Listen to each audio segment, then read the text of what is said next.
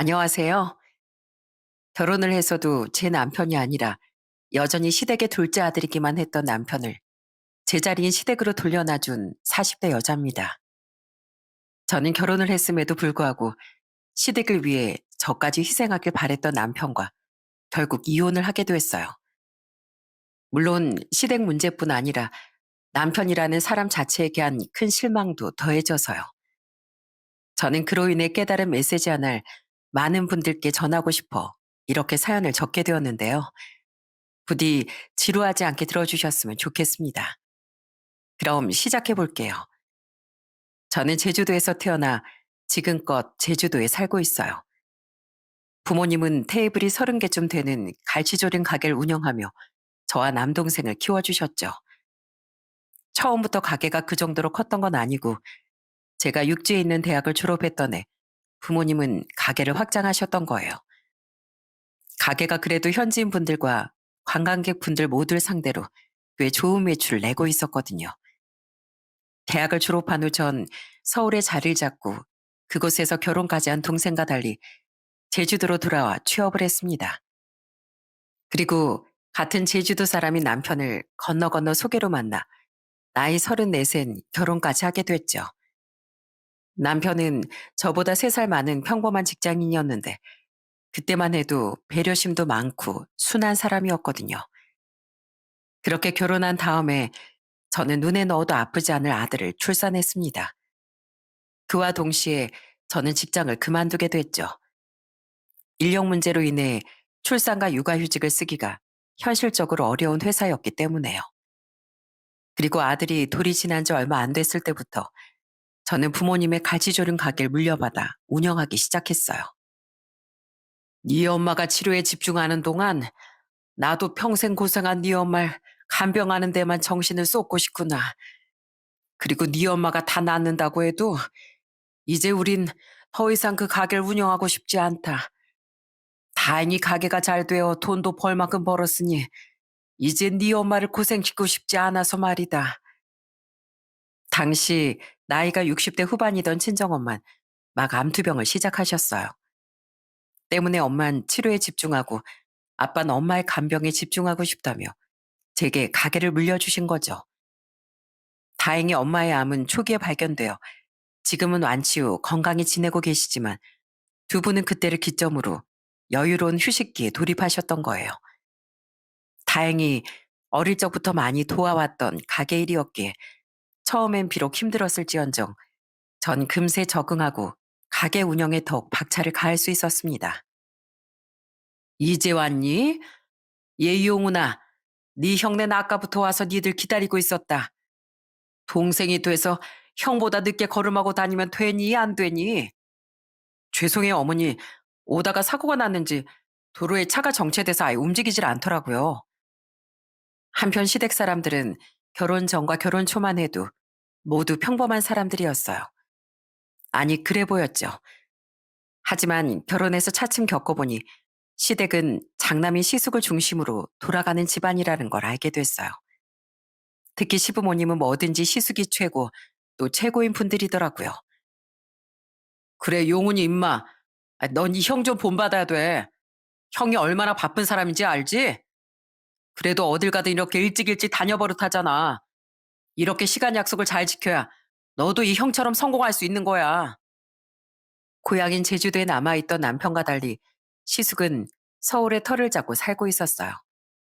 시숙은 제가 결혼하기 7년 전쯤 시작한 외식 사업이 잘 되어 당시 이태원의 레스토랑을 몇 개나 운영하고 있었어요. 그러니까 꽤 성공한 외식 사업가였던 거죠. 시댁은 비교적 여유로웠던 친정과 달리 형편이 어려운 편이었는데 시숙은 자기 입으로 자신은 개천에서 난 용이라고 떠들고 다니더군요. 이 부분을 보면 알 수 있듯 시숙은 거만하고 잘난 척이 심했던 사람이었습니다. 그런데 그 잘난 척이 가면 갈수록 다른 사람들을 깔보는 형태를 띠었다는 게 문제였어요. 야, 용훈아, 넌 언제 그 코딱지만한 작은 회사를 벗어나 중견기업, 대기업이라도 갈래? 넌 나랑 다르게 담이 작으니까 나처럼 사업하라고는 권하지도 않아. 그래도 결혼까지 한 녀석이 좀 열심히 살아야지. 너 승진에서도 계속 밀린다며?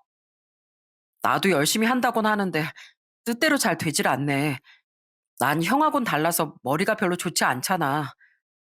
하긴 누구든 나처럼 머리가 좋으면 성공 못할 사람이 어디 있겠냐. 그래도 노력 좀 더 하면서 살아 임마. 인생 계속 그렇게 실패자로 살 거야? 야 막내야, 너 어디 가서 나랑 같은 서울에 산다고 말하고 다니지 마라. 옷이 구질구질하게 그게 뭐냐? 그거 시장표지? 제주도 사람들은 서울 사람들이 다 세련됐다고 생각하는데 너 보면 그 환상이 다 깨질 거 아니야. 근데 둘째, 막내, 너희 둘 다 월에 얼마씩 버냐? 뭐 200? 야, 그걸로 생활은 되냐? 이래서 서민들이 먹고 살기 팍팍하다는 말이 나오는구나. 내 벌이의 반의 반도 안 되네. 혹시라도 용돈 필요하면 연락해라. 어? 형제 좋다는 게 뭐야? 시숙은 늘 제 남편과 서울에 나가서 혼자 살던 시누이를 무시하고 깔봤습니다. 자기가 돈 좀 많이 번다고 무슨 재벌이라도 된 듯 거들먹거리면서요. 시부모는 그런 시숙을 나무라기는커녕 우리 장남은 맞는 말만 한다며 맞장구를 쳤어요. 용훈이 너, 네 형 말 좀 새겨들어. 진즉 네가 네 형만큼 노력하고 살았으면 지금 그 쥐꼬리만한 월급 받고 살고 있겠어? 네 형처럼 머리가 좋지 못하면 노력이라도 배로 해야지. 그래도 네 형처럼 저렇게 동생들에게 조언을 아끼지 않는 장남이 또 어디 있니? 넌 저런 형을 둔 걸 행운이라고 생각해라. 그래 막내야, 네 큰오빠 말이 맞다. 적어도 네 오빠 체면이라도 살려주려면 동생이 돼서 옷은 좀 잘 갖춰 입고 다녀야 하지 않겠니? 그리고 막내 너도, 용훈이 너도 늘 용석이한테 감사하면서 살아. 저렇게 노력해서 상류층으로 살고 있어도 힘든 동생들이 있지 않고 용돈까지 준다는 애가 어디 있겠어. 아유, 장하고 착한 우리 장남. 저런 찬란을 내가 네 배로 낳았다니. 주로 시모는 입이 마르게 남편과 신을 비교하며 시숙을 치켜 세우고 시부는 옳은 말이라며 옆에서 고개를 격하게 주워기는 시기였어요. 그것만 해도 기가 막힌데 더 짜증이 났던 건 남편이 그 상황을 전혀 기분 나빠하지 않았다는 거예요. 오히려 남편은 시숙을 동경에 가까운 눈으로 바라보며 동의를 하더라고요.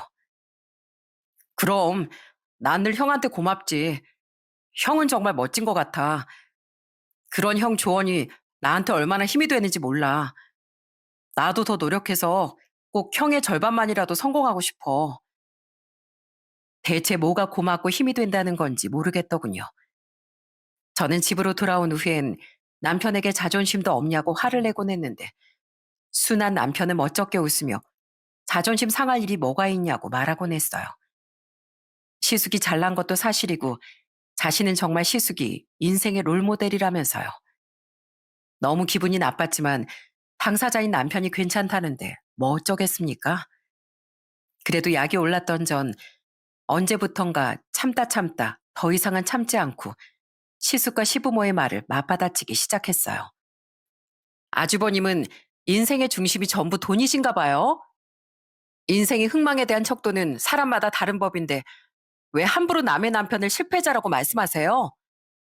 저도 한때는 제 남편처럼 중소기업 다니고 벌이도 비슷했던 사람으로서 불쾌하네요. 앞으로 말씀 좀 조심해 주세요. 서울 사람은 다 세련됐다는 편견은 너무 쌍팔년도 얘기 아닌가요? 요새 제주도 사람들도 얼마나 세련됐는데 그런 말도 안 되는 말을 하세요. 그리고 꼭 명품을 들고 다녀야만 세련된 건가요? 제 눈엔 아가씨 스타일이 촌스럽게 명품 로고가 크게만 박혀있는 아주버님 옷보단 훨씬 세련되고 느낌 있어 보여요. 그리고 용돈은 무슨 저번에 제 남편이 급하게 현금이 필요해서 100만 원만 빌려달라고 했더니 약속한 한 달도 되기 전에 언제 갚을 거냐고 채근했으면서 말만 후한 척하지 아주버님, 어머님, 아버님께 드리는 돈 외엔 형제들한테 100원짜리 하나도 주기 아까워하시잖아요. 제 말에 시부모는 입을 떡 벌렸고 시숙은 시뻘개진 얼굴로 헛기침만 해대더군요. 기분이 나빠도 다 맞는 말이라 할 말이 없었던 거겠죠. 대신 시숙은 언젠가부터 남편이 아닌 절 노골적으로 무시하고 깔아뭉개려 애를 쓰더라고요. 제가 아이를 낳고 부모님의 가게를 물려받기 전에 한 번은 시숙이 이런 말을 했어요. 재수 씨, 재수 씨는 서울 여자들이랑 참 다른 것 같아요. 네? 뭐가요? 아니, 서울 여자들은 요즘 맞벌이가 필수거든요. 근데 재수 씨는 여태 일할 생각이 없는 것 같아서요. 서울은 애 낳고 한 3개월 두면 다시 일 나가는 게 일반적이에요. 요즘이 어디 남자 혼자 벌이로 애까지 먹고 살 수 있는 세상인가요? 제 아내만 해도 애 셋을 거의 혼자 돌보다시피 하면서도 제 사업 자금 관리를 맡아서 해주고 있잖아요. 저만큼 버는 집도 이렇게 여자가 맞벌이라는데 재수 씨는 제 동생 벌이만 보고 천하태평이니 하는 소리예요. 아, 그냥 걱정돼서 하는 소리니까 기분 나쁘게 듣지 마시고요. 아주버님네는 아주버님 씀씀이가 크기도 하고 애도 셋이잖아요. 그리고 형님이 그렇게 중요한 내조를 해주고 계시면 육아는 양심상 많이 나누셔야 하지 않나요? 게다가 저흰 애도 하나고 씀씀이도 크지 않고 집도 저희 친정에서 해주셔서 빚도 없어요. 또 지금 저희 부모님이 저한테 가게 물려주신다는 이야기도 나오고 있으니까 맞벌이 걱정은 사서 안 해주셔도 될 것 같네요. 그리고 듣는 제가 기분 나쁘니까 애초에 이런 얘기는 안 하셨으면 좋겠네요. 얼마나 트집을 잡고 싶었으면 저딴 트집을 잡는답니까? 다분히 아기가 느껴지는 그 말에 저도 참지 않고 맞받아쳐 줬더니 시숙의 표정이 잔뜩 일그러지더군요. 어떻게든 제 우위에 서서 저를 무시하고 싶어 했던 시숙은 제가 부모님의 가게 물려받은 뒤엔 이런 식으로 잘난 척을 하려고도 했습니다. 재수 씨, 저번에 다 같이 재수 씨네 식당에서 식사원으로 생각해 본 건데요. 재수 씨 식당은 너무 촌스러워요. 제가 외식 사업에 대해선 좀 잘 알잖아요. 요새 메뉴를 좀 서양 음식 같은 퓨전식으로 바꾸는 게 트렌드예요. 그 종업원들도 아줌마들 말고 젊고 감각 있는 사람들로 교체하고 유니폼도 엣지 있게 바꾸고요. 이런 멘토링은 사실 큰돈 받고 해줘야 하는 건데 제가 가족이라 특별히 신경 써서 조언해 주는 거예요. 재수신 시집 한번 잘 온 줄 아세요. 말씀은 감사하지만 저희 식당의 컨셉은 사장인 제가 확실히 잘 알고 있어요. 퓨전 음식이 판을 치는 요즘에 현지 분들도 관광객분들도 정석 한식의 모양새를 지키는 음식을 찾고자 저희 가게를 찾아주시는 거예요. 그래서 이만큼 가게도 확장하고 여태 자리를 굳건히 지킬 수 있었던 거고요. 직원도 젊은 감각도 좋지만 저희 부모님 때부터 저희 가게 의리를 지켜주고 계신 숙련된 직원분들께 전 충분히 감사해하고 있어요. 예, 넌 네 시숙이 좋은 마음으로 조언해 준 건데 뭘 사사건건 말대꾸라고 네 말이 다 옳다고 하니? 우리 아들 생각이 틀렸다 이거야? 아이 우리 아들이 얼마나 잘나는데. 그냥 아주버님 사업체들하고 제 가게는 다르다는 말씀을 드린 거예요, 어머님. 저와 제 부모님의 운영 방식이 옳았다는 건 꾸준히 저희 가게 찾아주시는 손님들이 증명해 주고 계시고요. 하지만 전 지지 않고 시숙에게 할 말을 다 해버렸습니다. 그런 저를 못마땅해 하던 시모와 시부에게도 움츠러들지 않았고요. 결혼 초반엔 남편에 대한 무시든 저에 대한 은근한 무시든 웃어 넘겼었는데 그 모습을 보고 더 기고만장해진 시숙과 시부모의 태도에 이래선 안 된다고 느꼈었거든요. 제 위치는 제가 스스로 지켜야 한다고 생각했고 무엇보다 뻔히 느껴지는 시숙의 아기를 제가 선의로 받아줄 필요는 없다고 느꼈으니까요. 그렇게 시숙과 시부모와 사이가 멀어지며 저는 시댁엔 명절과 생신 때만 찾아가 기본 도리만 지키면서 살게 됐습니다.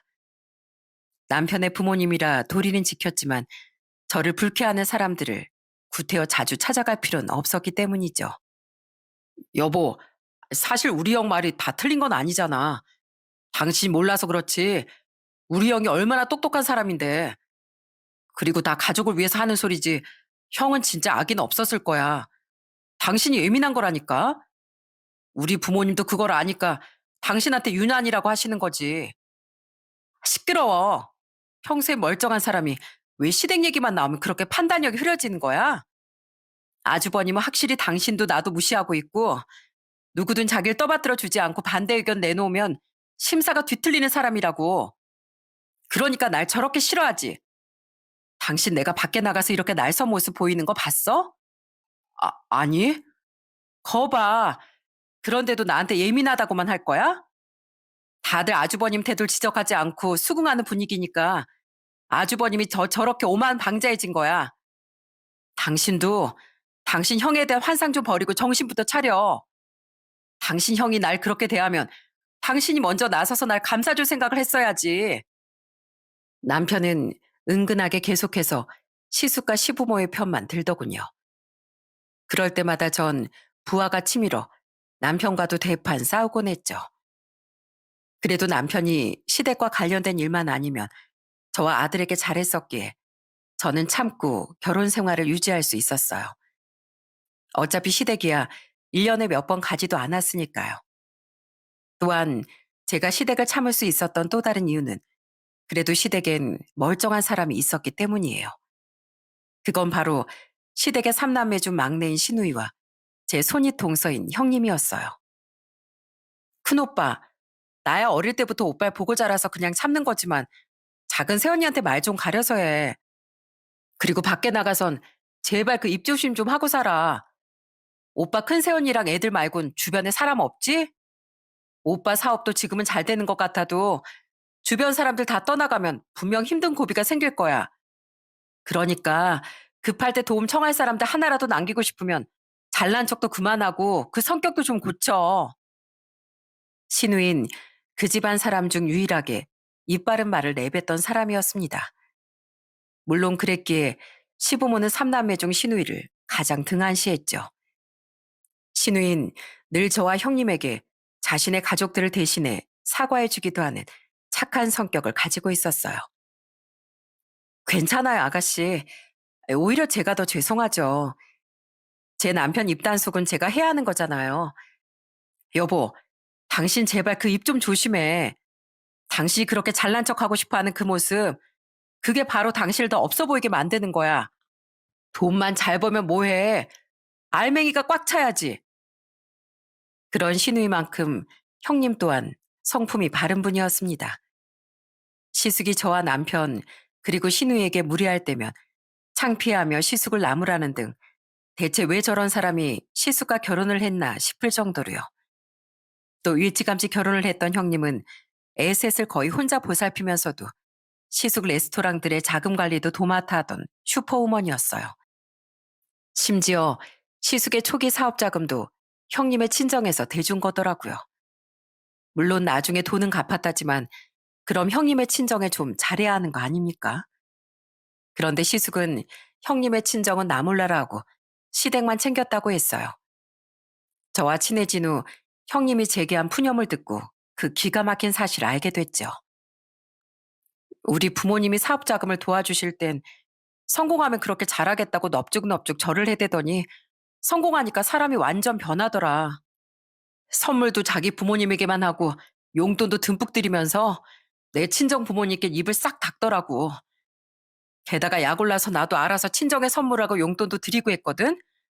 그러니까 무지하게 난리 치는 거 있지? 아휴, 사람이 어쩜 이렇게 못났을까. 내가 정말 애들만 아니었어도 진즉 그 인간 아내 자리쯤은 박차고 나왔을 텐데. 형님은 셋이나 되는 애들 때문에 참고 산다며 한숨을 쉬곤 했습니다. 하지만 결국 시숙은 이혼을 당하게 됐어요. 제가 결혼한 지 4년 뒤 저는 형님에게 전화를 한 통 받았습니다. 그때 형님은 제게 이혼 서류를 접수했다는 놀라운 소식을 전해주더라고요.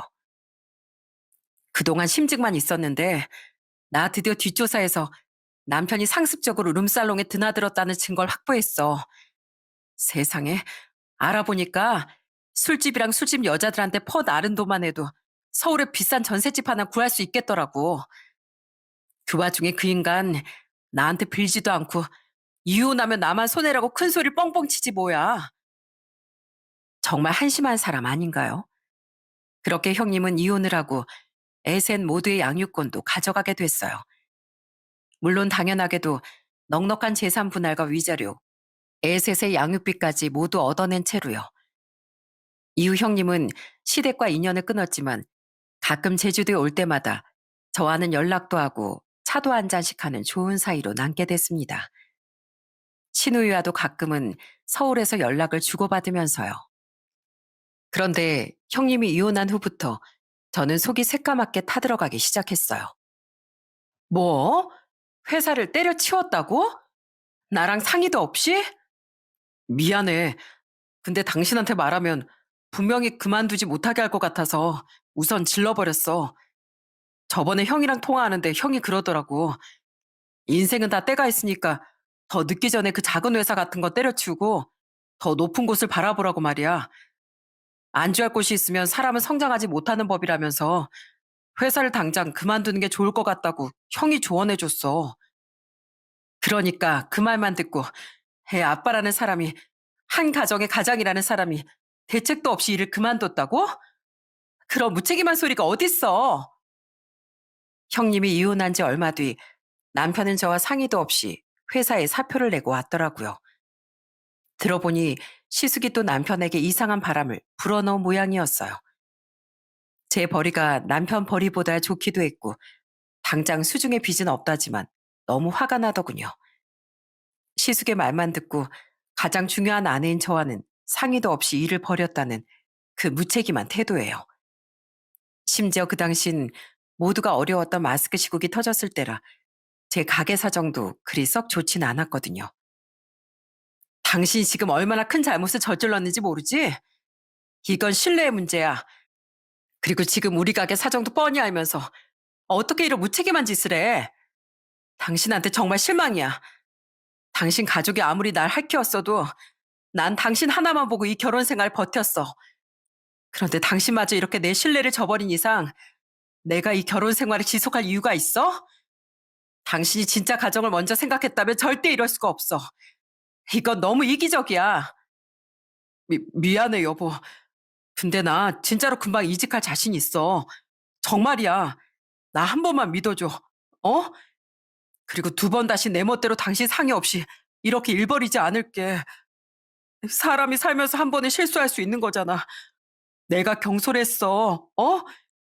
사실 요즘 승진도 잘 안 되고 위아래로 눈치가 보여서 너무 회사를 그만두고 싶던 차에 그런 말 들으니까 더 귀가 솔깃해진 거야.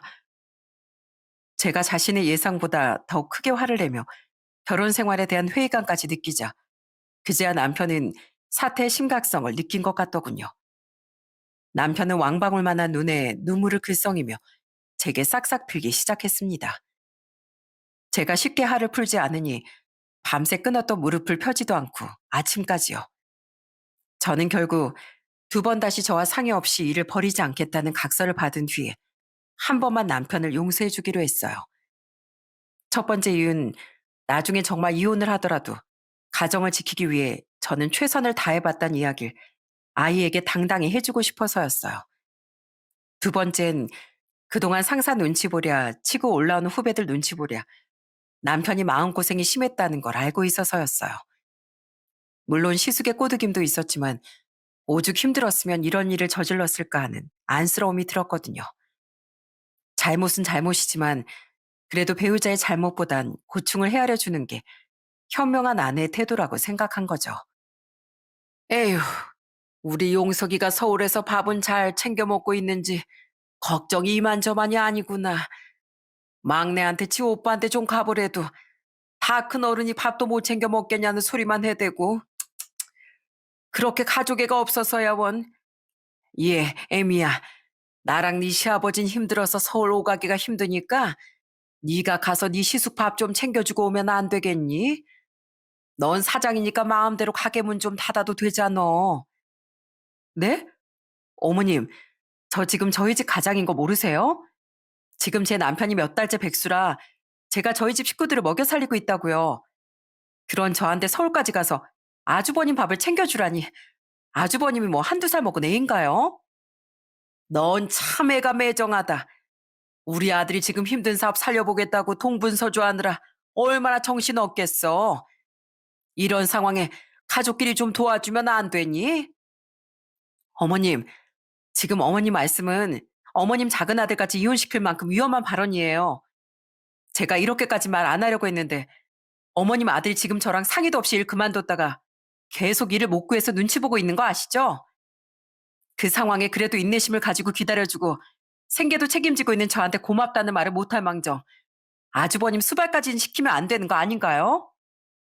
저는 남편의 일로 시숙에게도 더욱 열이 받아 있었습니다. 그 와중에 다행인지 불행인지 남편이 회사를 그만둔 후 백수로 지내는 동안 시숙을 마주칠 일은 없었어요. 어차피 제가 시댁에 자주 가지도 않았지만 시숙은 이혼한 후부터 점점 사업이 어려워지며 명절에도 시댁에 내려오지 못했거든요. 그렇게 잘난 척을 하더니 자금을 현명하게 관리해주던 형님의 내조가 빠지고 당시 유행하던 마스크 시국까지 겹쳐 시숙은 무너지기 시작한 거죠. 그런데 그 와중에 시부의 생신을 맞아 시댁에 갔더니 시모는 제게 저런 말도 안 되는 황당한 말을 한 거예요. 가뜩이나 호언장담했던 것과 달리 취업도 계속해서 하지 못한 남편을 보며 끓어오르는 화를 참고 있던 전 결국 참지 못하고 소리치곤 시댁을 그냥 나와버렸습니다. 남편에 대한 정도 뚝 떨어진 마당에 확 날이 있었던 거죠. 그날 남편은 눈치를 보며 절 따라 시댁을 나왔지만 그냥 남편도 이 집안 자체도 다 싫어지더라고요. 여보, 나 드디어 면접 붙었어. 다음 주부터 출근하래. 비록 전 회사보다 나은 회사로 가지 못했지만 그래도 이렇게 취업한 게 어디야. 더 높은 곳으로 올라가긴커녕 현재를 유지하는 것도 이렇게 어려울 거라곤 정말 상상조차 못했어. 기다려줘서 정말 고마워, 여보. 그로부터 얼마 뒤 남편은 1년간의 방황 끝에 드디어 취업에 성공했습니다. 그때 남편은 기다려줘서 고맙고 과거의 자신이 얼마나 바보 같았는지 깨달았다며 눈물을 흘리더라고요. 그래도 남편이 이제 좀 정신을 차렸나 싶었건만 그건 제 착각이었더군요. 이놈이 진짜 염칠 아는 놈이면 이럴 수가 없다는 생각이 들게끔 하는 사건이 얼마 뒤에 일어났거든요. 남편의 취업과 동시에 1년간 쭉 위태롭던 시숙의 사업은 결국 쫄딱 망하게 됐습니다. 형님의 부재와 위태롭던 시국이 극에 달하며 이태원에 있던 시숙의 레스토랑이 다 망해버린 거죠. 그런 시숙이 망하기 바로 직전에 남편은 저에게 시숙을 도와주자고 부탁을 했었어요. 심지어 아직 그땐 백수였으면서요. 장인 장모님께서 우리 신혼집을 마련해 주신 덕에 우리가 결혼하기 전에 모아뒀던 돈은 고스란히 남아있잖아. 거기에 그동안 우리가 모은 돈까지 하면 재산이 꽤 되니까 한 5천만 원만 형 좀 도와주자. 어? 싫어. 당신은 지금 아직 취업도 못했으면서 그런 소리가 나와? 또 당신 예전에 아주버님이 꼴랑 100만 원 빌려준 걸로 빨리 갚아라 어째라 당신한테 난리친 거 잊었어? 게다가 아주버님이 형님이랑 이혼하기 전에 룸살롱에 퍼부었다는 돈만 아꼈어도 이렇게 빠르게 무너지진 않았을걸? 아주버님은 우리가 도와줘도 절대 그 고마움을 모를 사람이야. 무엇보다 어제 아주버님이 나한테 전화해서 했다는 말 기억 안 나? 난 절대 반대야. 하지만 저는 극구 거절했습니다. 여러 가지 이유가 있었지만 가장 제 마음에 부정을 일으킨 일은 하루 전날 제게 전화해 내뱉어댄 시숙의 말 때문이었어요. 재수 씨, 제 사업이 요즘 어렵다는 말 들었죠? 제가 그래도 동생한테 전화하기 전에 특별히 재수 씨를 배려해서 먼저 이렇게 전화한 거거든요. 저 돈 좀 빌려주세요. 우리 가족이잖아요. 그럼 제가 나중에 다시 일어난 뒤에 특별히 재수 씨 가게 프랜차이즈화 시켜드릴게요. 이자 대신이요. 솔직히 이건 제가 손해보는 건데 제가 급해서 특별 제안 드리는 거예요. 가족 좋다는 게 뭡니까? 재수 씨는 진짜 운 좋은 줄 알아요. 지금 그걸 부탁이랍시고 하는 거예요? 그딴 특별 제안 저 필요 없거든요. 저번부터 아주버님은 자기 자신을 되게 높이 평가하시는데 저한테 씨알도 안 먹히니까 그렇게 자신 있으면 딴 데 가서 알아보세요. 간절히 부탁을 해도 모자랄 판에 자존심만 세가지곤 시숙은 저에게 저런 말을 해댄 거예요. 그런 사람에게 가뜩이나 좋은 감정도 없는데 제가 돈을 빌려주고 싶었겠나요? 평소에도 절 그렇게 무시해댄 사람에게요. 그로부터 얼마 뒤 시숙의 사업은 쫄딱 망하게 됐고 들어보니 시누이 또한 밑빠진 독에 물 붓기라며 시숙에게 돈을 빌려주지 않았었다네요. 그런데 그 말과 이어진 시누이의 말에 저는 기함을 했습니다. 그런데 새언니가 큰오빠한테 돈 빌려줬다는 건 의외였어요. 지금이야 작은 오빠가 취업을 했다지만 그땐 일도 안 하고 있었잖아요. 네? 제가요? 전 빌려준 적 없는데요. 이상하다. 큰 오빠가 그러던데요. 작은 오빠가 5천만 원, 엄마 아빠가 5천만 원씩 해서 1억을 자기한테 빌려줬었다고요. 물론 그것도 얼마 안 가서 날렸지만요. 네? 5천이요? 남편은 저 모르게 시숙에게 기어코 5천만 원을 빌려줬었더라고요. 우리의 공동자금으로요. 저는 머리끝까지 화가 나 남편에게 따져 물었습니다. 그러자 남편은 우물쭈물하며 변명하듯 말했어요. 난 형이 분명히 다시 일어설 수 있을 줄 알았어. 그래서 얼른 빌려줬다가 돌려받아서 원상복구 시켜 놓으려고 했어.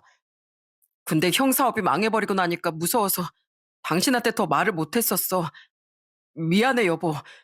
그래도 이제 나 취업했으니까 얼른 같이 열심히 모으면 5천 정도 금세 다시 만들 수 있을 거야. 당신 나보다 돈도 더 잘 벌잖아. 그리고 형도 언제까지나 무너져 있진 않을 거잖아. 우리 형도 금세 다시 일어서서 우리 돈 갚아줄 거야. 기가 찼습니다. 뒤에 변명이랍시고 덧붙인 말은 저를 더 어이없게 만들었죠. 대체 이런 사람을 내가 뭘 믿고 5년이나 살았나 싶어 머리가 어질어질했어요. 갚아줘? 다시 일어나? 빈털터리가 된 사람이 무슨 돈으로 다시 일어설 거며 5천이란 거금은 또 어느 세월에 벌어서 갚는데 내가 분명히 안 된다고 말했지? 이건 당신 형이 다시 재기하고 말고를 떠나서 우리 둘 사이 신뢰 문제야. 미안해, 여보. 그래도 가족이 힘든 상황인데 어떻게 모른 척을 할 수 있었겠어. 한 번만 이해해주라. 어? 내가 이제부턴 절대로 멋대로 행동 안 할게. 또 말만 번지르르하게 하는 남편의 말에 저는 대꾸조차 하기 싫었어요. 그때 전 드디어 이혼을 굳게 결심했어요. 하지만 너무 화가 난 나머지 남편과 한동안 말도 섞기 싫어 우선 변호사를 선임해 이혼 준비부터 하기 시작했죠. 재산 분할을 얼마나 어떻게 해야 하는지, 양육권을 어떻게 가져올 수 있는지 등등을 알아보면서요. 그런데 고작 며칠 뒤 남편은 더 황당한 짓거리를 벌이더라고요. 여보, 나왔어. 그리고 어머니도 같이 오셨어. 뭐? 나한테 말도 없이? 그날 전 드디어 이혼을 말할 생각으로 퇴근한 후 아이와 둘이 남편을 기다리고 있었습니다. 그런데 저보다 늦게 퇴근한 남편은 쭈뼛거리며 시모와 함께 집에 들어오더라고요. 저는 분명 소란이 일 것 같은 느낌에 아이를 달래 우선 방으로 들여보냈어요. 그리고 남편과 시모가 기다리던 거실 소파로 향한 뒤 자리에 앉아 용건을 말하라는 표정으로 시모와 남편을 번갈아 봤죠. 어렵사리 입을 먼저 뗀 사람은 남편이었어요. 그리고 그 용건이라는 걸 들은 전 기가 차서 실수를 하고 말았습니다. 저기 여보, 우리 형 말이야. 빚 갚으려고 결국 살던 집까지 빼서 지금 월세 원룸으로 들어갔대. 근데 솔직히 내가 동생으로서 늘 위풍당당하던 형의 그런 모습을 보니까 너무 불쌍하더라. 마음이 너무 안 좋아. 그래서 말인데 그래도 여유가 있는 우리가 형을 좀 도와주면 안 될까? 다달이 한 200씩만 도와주면 그 돈으로 형이 월세도 내고 생활비도 하고 재기의 발판으로도 삼을 수 있잖아. 가족 좋다는 게 뭐야. 저번에 5천만 원 일로 당신에게 미안하긴 하지만 기왕 도와준 거 우리 조금만 더 힘을 실어주자. 우리 형 똑똑한 사람이니까 분명 기다리면 재기해서 우리한테 다 갚아줄 거야. 저는 실소를 하며 제 두 귀를 의심했습니다. 여러분은 믿어지시나요? 세상엔 정말 이 정도로 염치 없는 사람이 있더라고요. 그리고 거기서 한수를 더 뗀 사람은 시모였어요. 예, 요즘 물가가 얼만데 200 가지고 어떻게 사니? 애미야, 300, 300으로 하자. 그래야 그 돈으로 애가 밥다운 밥이라도 먹고 재기도 누려볼 거 아니냐. 그래도 걔가 우리 집 장남인데 먹을 건 좋은 걸로 푸짐하게 먹여야지. 그래야 그 좋은 머리도 팽팽 돌아갈 거 아니냐. 어머님, 어머님은 평생 어머님 손으로 돈도 한번 안 벌어보셨다면서 어떻게 300이라는 큰 돈을 당연한 듯 저한테 요구하세요? 너 돈 잘 벌잖아. 그리고 너희들 앞으로는 빚도 없는데 가족끼리 그 정도도 못 해주니? 그놈의 가족. 어머님도 아주버님도 그리고 제 남편도 다들 아쉬울 때만 저한테 가족 소리를 하네요. 아주버님도 어머님 아버님도 평소에 저를 얼마나 무시하셨어요? 제가 아주버님한테 한 소리 하기만 하면 건방지고 되바라지다고 그렇게 못마땅해 하시더니 아쉬우니까 저한테 돈을 내놓으라고요? 여보, 어머니 말뜻은 그게 아니라 힘들 때 그냥 서로 돕자는 거잖아. 누가 누굴 변호해? 여기서 제일 나쁜 건 당신이야. 결혼을 하고 가정을 꾸렸는데도 당신은 내 남편이자 우리 아들 아빠가 아니라 그냥 아주버님 동생이고 어머님 아버님 둘째 아들이었을 뿐이야. 그러니까 아내인 내 말 항상 무시하고 당신 가족 편만 들고 나와의 신뢰 같은 건 땅바닥에 내다버렸지. 그러니까 당신 형 도우려면 이제 당신 혼자 도와.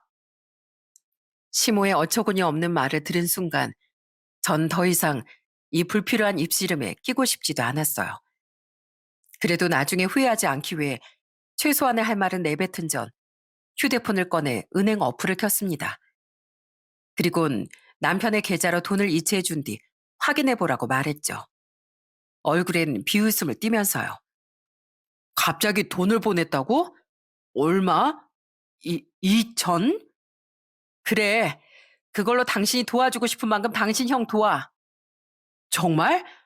여보, 나한테 화난 줄 알았는데 역시 당신이야. 내가 아내 하나는 정말 마음 넓은 여자로 잘 얻었다니까. 다다리가 아니라 이렇게 목돈을 도와줄 줄이야. 고마워, 여보. 고마울 필요 없어. 그거 내가 재산 분할해 줄 수 있는 최대한의 돈이거든. 재산 분할? 어, 안 그래도 오늘 당신한테 말하려고 했는데 잘 됐네. 우리 이혼해. 나 그동안 변호사 상담도 다 받아놨고 결심도 굳혔어. 그러니까 당신은 나랑 이혼하고 그냥 그 집 아들 신분으로만 돌아가서 잘난 형도 돕고 잘 살아. 저는 남편에게 딱 2천만 원을 전송했습니다. 남편은 그 돈을 확인한 후 표정이 급격히 밝아졌다가 제 이혼 선언을 듣곤 다시 얼굴이 흑빛이 되더라고요. 옆에 앉아있던 시모 또한 마찬가지였죠. 저는 그들을 향해 태연하게 말을 이었어요. 왜 2천인지 내가 변호사랑 상담한 내용을 토대로 잘 설명해 줄게. 우선 이 집은 우리 부모님이 마련해 주신 거니까 당신 몫은 없고 우리 대략 결혼 전에 모은 돈 각각 6천만 원씩을 현금으로 갖고 왔지? 그럼 그걸 다시 6천씩 가져간다고 했을 때 당신이 멋대로 당신 형한테 빌려준 5천은 당연히 당신 몫에서 제해야겠지? 그럼 당신 몫은 1천만 원이 남겠네. 여보, 나 부르지 말고 계속 들어. 거기다가 우리가 결혼한 후에 5년 동안 허리띠 바짝 졸라매서 모은 돈이 5천이잖아. 내가 애 낳고 중간에 1년 동안 쉰 기간은 육아랑 출산 때문에 강제로 가지게 된 휴식기라 경제적으로 기여한 걸로 칠 수 있다더라. 근데 당신은 무책임하게 나랑 상의도 안 하고 1년을 쉬었지? 그 기간에 난 외벌이 하면서 육아랑 집안일도 당신보다 훨씬 많이 도맡았고 심지어 내가 당신보다 전이나 후나 벌이도 더 많았잖아. 마지막으로 상담 받아보니까 양육권도 내가 가져올 수 있는 가능성이 크던데 아이를 데려가는 쪽이 재산 분할도 더 많이 받을 수 있대. 그럼 5천만 원에서 내가 80%, 당신이 20% 정도 가져간다 치면 당신 몫은 또 1천만 원이네. 그렇게 합쳐서 2천만 원이 딱 당신 몫이야. 저는 변호사에게 상담받은 자세한 내용을 큰 소리로 설명해 주었어요. 그러자 그놈은 입만 뻐끔거리며 아무 말도 못하더라고요. 시모는 얼빠진 표정으로 남편을 팔꿈치로 쿡쿡 찌르며 저게 다 맞는 말이니? 예, 이거 뭔가 잘못되어 가는 거 아니야? 하고 속삭이고 있었죠. 잠시 어리나갔던 남편은 뒤늦게 정신이 들은 모양이더군요. 남편은 울상을 지으며 벌떡 일어나 제게 매달리기 시작했어요. 여보, 내가 잘못했어. 어? 내가 형이 너무 불쌍해서 잠깐 정신이 나갔었나 봐. 형이 너무 힘들다고 하고 부모님도 형을 걱정하시니까 내가 당신 착한 마음만 믿고 너무 까불었어. 나 앞으론 정말 두 번 다시 형을 돕자는 말 안 꺼낼게. 이 2천도 그냥 돌려줄게. 그러니까 제발 이혼하자는 말 취소해줘. 아니, 난 당신 말 이제 안 믿어. 전에 당신이 나한테 쓴 각서 있지? 그 각서 내용대로 당신은 나 몰래 당신 형한테 5천을 빌려줬을 때부터 이미 이혼당할 운명이었던 거야. 당신은 당신 가족이 그렇게 대단해 보이고 애틋한 모양이니까 그대로 다시 당신 자리로 내가 돌려놔 줄게. 어머님, 어머님이 그렇게 아끼는 장남을 무시하던 이 작은 며느린 이만 다시 남이 되어 드릴게요.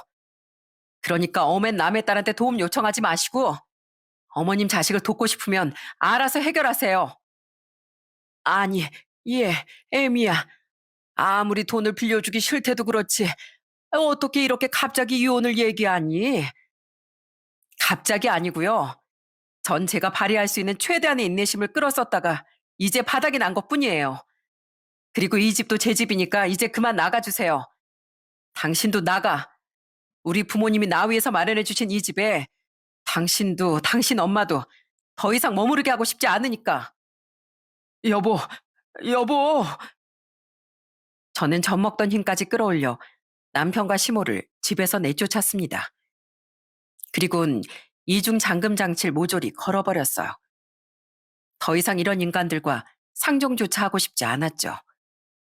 허둥대며 집 밖으로 쫓겨난 남편과 시모는 한동안 문 밖에서 쿵쾅거리다 결국엔 포기한 듯 돌아가더군요. 저는 다음날 곧바로 남편의 짐을 전부 싸서 용달차로 시댁에 보내버리기까지 했어요. 여보, 나랑 진짜 이혼할 거야? 내가 반성한다고 했잖아. 어떻게 이렇게 나한테 매정할 수가 있어? 난 할 만큼 했고 끝까지 정신 못 차린 건 당신이야. 그러니까 더 이상 매달리지 말고 순순히 이혼해. 지긋지긋한 인간아. 이후 남편은 끝까지 포기하지 못하고 저에게 몇 번이나 매달리더군요.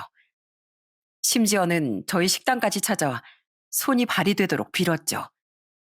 하지만 이미 마음이 굳게 돌아선 제겐 아무런 소용이 없는 짓이었어요. 저는 영업방해로 남편을 경찰에 신고했고 그제야 남편은 더 이상 절 찾아오지 않더라고요. 그렇게 전 이혼을 했습니다. 저는 그때 남편에게 보내준 2천만 원 외엔 정말 재산 분할을 해주지 않아도 됐고 양육권도 무사히 가져올 수 있었어요. 또한 남편에게 다달이 양육비도 받아낼 수 있었죠. 이후 전 아이와 함께 집을 팔고 친정으로 들어가 부모님과 살게 됐어요. 안 그래도 날이 갈수록 연로해지시는 부모님을 두 분만 지내시게 하는 게 마음에 걸렸는데 차라리 잘 됐다 싶더라고요. 작은 새언니, 저희 집안 사람으로서 제가 진짜 면목이 없네요. 부디 앞으로는 저희 오빠 같은 남자 만나지 말고 우리 조카랑 행복하게 사세요. 착한 시누인 제게 전화로 사과와 함께 작별 인사를 건넸습니다. 제게 소식을 들은 형님 또한 그 집안에서 탈출한 걸 축하한다고 말해줬죠. 나중에 형님이 제주도로 놀러 왔을 땐 우리 만나서 맥주 한잔을 하며 축하 자리도 가졌어요. 그렇게 전 그 집에 대한 스트레스에서 벗어나 자유롭게 살게 됐습니다. 그래도 난 가정을 지키기 위해 참을 만큼 참아도 봤으니 아이 앞에서도 떳떳할 수 있었죠. 다만 이혼 가정이란 상처를 아이에게 주지 않기 위해 정말 조심하고 노력하며 살았어요. 그렇게 어느덧 3년이라는 시간이 흘렀고 전 남편에 관해서도 잊어가던 와중 저는 몇 달 전 오랜만에 안부 연락을 주고받은 형님에게 시댁 소식을 듣게 됐습니다. 그 집안 완전 풍비박산 났대 동서. 애들 아빠가 언제부턴가 계속 양육비를 주지 않아서 내가 며칠 전에 전화로 화를 냈었거든. 근데 그 인간 또 사업에 도전했다가 실패해서 지금은 빚만 잔뜩 지고 제주도 자기 부모 집에 내려가 있대. 막노동하면서 다달이 빚만 갚게도 숨이 막힌다나 뭐라나. 아휴, 소송을 걸어도 빈털터리가 된 인간이라 양육비 받아내기가 쉽지 않을 것 같아. 들어보니 전 남편과 시부모는 제가 그 집을 탈출한 후 대출까지 받아 결국 시숙에게 사업 자금을 빌려줬나 보더군요. 하지만 시숙은 1년 반 만에 다시 사업을 말아먹고 거액의 빚만 남긴 채 시댁으로 내려와 살게 된 거예요. 전 남편도 이혼 후 그 집에 들어가 살고 있었으니 그렇게 네 식구는 모두 빚만 가득 떠안은 상태로 함께 살게 된 거죠. 단 한 사람 시누이만은 시숙에게 여전히 돈을 빌려주지 않았고 매정하다고 전화해서 욕까지 하던 시부모와 인연도 끊은 상태인 것 같다고 형님은 말했어요. 그렇게 시숙시숙 하더니 시숙 하나로 인해 시댁은 낭떠러지로 떨어지게 된 겁니다. 그런데 그로부터 며칠 후 이번엔 남편에게서 연락이 오지 뭐예요? 저는 아이 때문에 남편의 번호를 차단하지 않았었는데 남편은 제게 차마 전화 못 걸고 장문의 문자를 보냈더라고요. 여보, 잘 지내? 우리 아들도 잘 지내고 있어? 나 너무 힘들다. 형 때문에 나도 부모님도 빚만 잔뜩 생기고 내 월급은 버는 족족 나랑 부모님 대출금 그리고 당신한테 보내는 양육비로 다 빠져나가. 그 와중에 부모님은 나한테 대출을 더 받아서 형 재기하는데 보태라는데 내가 여기서 더 받을 대출이 어디 있겠어. 이렇게 힘드니까 늘 나를 제일 먼저 생각해 주던 당신이 너무 생각나더라. 우리 다시 시작하기에 늦었겠지? 보고 싶어, 여보. 늦었어. 그리고 당신이 정말 애 아빠라는 자각이 있다면 최소한의 도린 양육비 밀리지 말고 지급해. 그리고 이런 푸념 듣고 싶지 않으니까 두 번 다시 나한테 연락하지 마. 저는 더 이상 저와 남이 된 전 남편에게 동정심도 가지고 싶지 않아 냉정한 답장을 보냈습니다. 그때로부터 지금까지 전 남편은 다시 제게 연락을 하진 않았어요. 그리고 최소한의 양심은 있었는지 다행히 여전히 양육비는 밀리지 않고 보내고 있죠.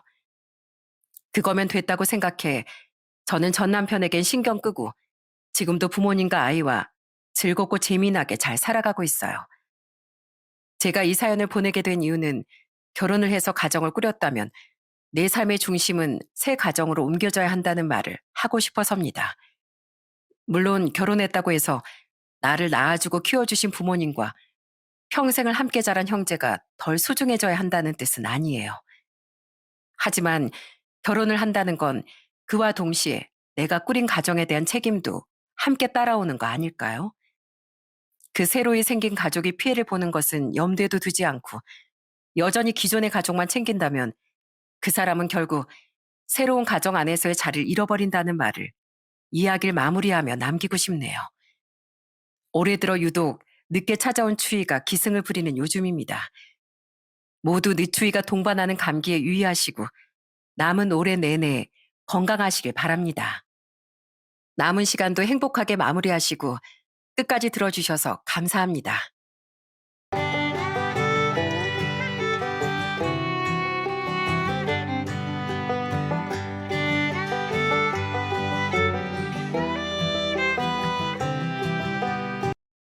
안녕하세요. 세상에 100% 믿을 사람이란 절대 없다는 슬픈 사실을 알게 된 남자입니다. 저는 제가 굉장히 운이 좋은 사람이라고 생각했어요. 특별할 것 없는 평범한 삶을 살다가 만난 아내와 한 결혼이 마치 꿈이라고 착각할 만큼 행복했거든요. 착하고 다정한 아내와 그만큼 좋았던 처가 식구들, 이런 집안과 가족이 된 일은 제 인생에 다시 없을 행운이라고 생각했죠. 저는 그 누구보다도 제 인생의 동반자인 아내를 믿었어요. 하지만 그런 아내는 기가 막히게도 제 인생에 다시 없을 커다란 불행과 상처를 안겨주더군요. 그 씁쓸했던 사연에 대해 지금부터 여러분께 이야기를 드려보려고 합니다. 저는 동갑내기 아내와 4년의 연애 끝에 32살에 결혼했어요. 아내는 다정하고 활발한 사람이었는데 우린 정말 천생연분이다 싶을 정도로 사이가 좋고 쿵짝이 잘 맞았죠. 우린 분명 결혼하면 남들이 다 부러워하는 인구 부부가 될 거야. 그러니까 건우야, 우리 맨날 데이트하고 헤어질 때 아쉬워하는 거 그만하고 매일매일 붙어있는 부부로 살자. 내가 잘해줄게. 제가 먼저 하려고 준비하고 또 준비하고 있었건만 먼저 귀엽게 청혼을 해준 사람은 아내였습니다. 그제야 저는 허둥지둥 제가 먼저 청혼을 하려고 했다며 며칠 전에 사서 고이 품고 다녔던 반지를 아내에게 내밀었었죠. 그때 반지를 껴보며 환하게 웃던 아내의 하얀 웃음은 길이길이 제 안에 가장 행복했던 기억 중 하나로 남아 있습니다. 우린 결혼하고 나서도 오히려 연애 때보다 더욱 행복하고 사이좋은 나날을 보냈습니다. 아내와 전 번갈아 가며 서로에게 요리를 해주고 귀여운 심사평을 남기느라 식사 시간이 지루할 틈이 없었어요.